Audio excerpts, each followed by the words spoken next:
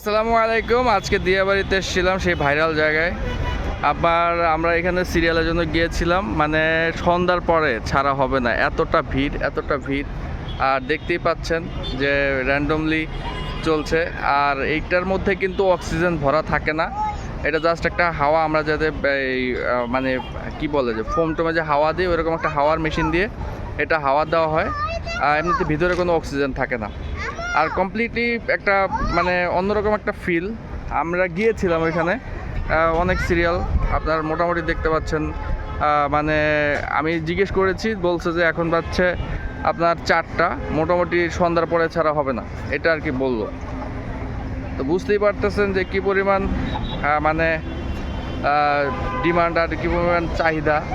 এখানে দর্শক সেই গাজীপুর থেকে, টাঙ্গাইল থেকে, ঢাকার বাইরেও বাইরে থেকে অনেকে এসছেন। তো মোটামুটি যারা আসতে চাচ্ছেন হাতে সময় নিয়ে আসবেন, যাতে করে হচ্ছে আপনাদের সুযোগ হয় ওঠার।